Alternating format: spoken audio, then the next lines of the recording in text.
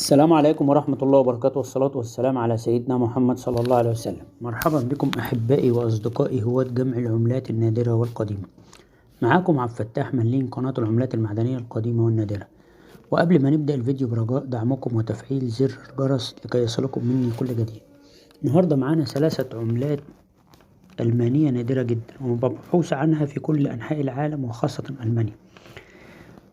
50 فينينج سنة 1949 حرف الجي، و50 فينينج سنة 1950 حرف الدي، و50 فينينج سنة 1992 حرف الاي.